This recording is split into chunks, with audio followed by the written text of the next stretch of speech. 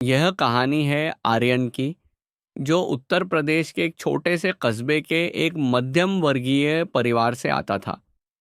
आर्यन के पिता बिजली विभाग में एक लाइनमैन थे और माँ सिलाई कढ़ाई करके घर के खर्च में हाथ बटाती थी।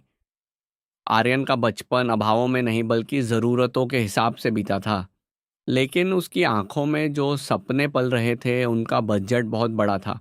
आर्यन का सपना था भारतीय अंतरिक्ष अनुसंधान संगठन आईएसआरओ में एक वैज्ञानिक बनना। लेकिन जब उसने ये बात अपने दोस्तों और रिश्तेदारों को बताई तो सब हंसे। किसी ने कहा, बेटा, हम जैसे लोग सिर्फ क्लर्क या टीचर बनने के लिए पैदा हुए हैं। तो किसी ने तंज कसा, इतनी ऊंची उड़ान मत भरो कि गिरने पर हड्डियां भी ना मिलें। हार की पहली चोट आर्यन ने अपनी पूरी जान लगाकर प्रवेश परीक्षा की तैयारी की।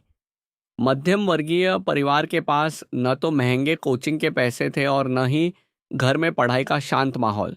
आर्यन रात को मोहल्ले की स्ट्रीट लाइट के नीचे बैठकर पढ़ता था।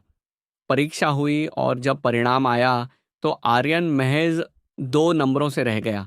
उस रात आर्यन पूरी तरह टूट गया। उसके पिता की मेहनत, माँ की उम्मीदें और खुद का सालों का संघर्ष सब उसे बेकार लगने लगा। पड़ोसियों के ताने शुरू हो गए, हमें तो पता ही था, किस्मत में जो लिखा है वही होगा, जब तक तोड़ेंगे नहीं। कुछ दिनों तक आर्यन खामोश रहा, लेकिन एक शाम जब वह पुराने कबाड़ में अपनी किताबें समेट रहा था, उसे दशरथ मांझी की एक फोटो दिखी। उनके चेहरे की वो झुर्रियां और आंखों का वो संकल्प चीख चीख कर कह रहा था, जब तक तोड़ेंगे नहीं तब तक छोड़ेंगे नहीं। आर्यन के अंदर एक चिंगारी भड़क उठी। उसने महसूस किया कि वह इन 2 नंबरों से नहीं बल्कि अपनी मानसिकता से हारा है। उसने अपनी दीवार पर बड़े अक्षरों में लिख दिया, जीत की आग, जब तक तोड़ेंगे नहीं तब तक छोड़ेंगे नहीं। अब आर्यन ने अपनी रणनीति बदल दी। उसने बहाने बनाना बंद कर दिया कि उसके पास संसाधन नहीं है। उसने पुराने अखबारों से नोट्स बनाए, इंटरनेट का सही इस्तेमाल किया और अपनी हर छोटी गलती का बारीकी से अध्ययन किया। उसने अपनी हार को ही अपना सबसे बड़ा हथियार बना लिया। संघर्ष का वह दौर, अगले 2 साल आर्यन के लिए किसी तपस्या से कम नहीं थे। वह सुबह जल्दी उठकर ट्यूशन पढ़ाता ताकि अपनी किताबों का खर्च निकाल सके और फिर रात भर अपनी रिसर्च में डूबा रहता। मध्यम वर्गीय घर की दीवारों ने उसे अक्सर याद दिलाया कि उसके पास असफल होने का विकल्प नहीं है।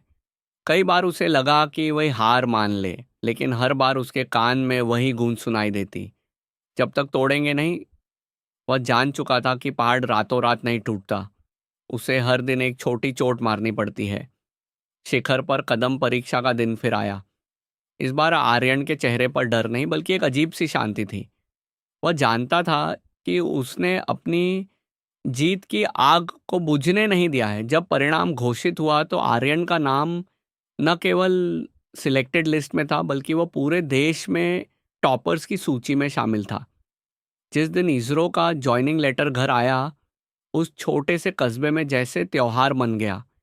वही लोग जो उसे ताने देते थे आज आर्यन के पिता को माला पहना रहे थे। कहानी की सीख, इंस्पिरेशनल मैसेज। आर्यन की यह कहानी हमें सिखाती है कि किस्मत की लकीरें पत्थर पर नहीं बल्कि पानी पर होती हैं, जिन्हें आप अपनी मेहनत से बदल सकते हैं। मध्यम वर्गीय युवाओं के लिए परिस्थितियां अक्सर पहाड़ जैसी कठोर होती हैं, लेकिन याद रखिए, आप उस पहाड़ को तोड़ने वाले छेनी हथौड़े खुद हैं। अगर आप किसी लक्ष्य के पीछे हाथ धोकर पड़ गए हैं और आपके अंदर वह आग है, तो दुनिया की कोई भी दीवार इतनी ऊंची नहीं जो आपको रोक सके। अपनी नाकामियों से कह दो, अभी तो सिर्फ चोट मारी है, अभी पूरा पहाड़ तोड़ना बाकी है। हार मान लेना सबसे आसान काम है, लेकिन टिके रहना ही असली जीत है। याद रखिए, जब तक आप खुद हार स्वीकार नहीं करते, तब तक दुनिया की कोई ताकत आपको हरा नहीं सकती।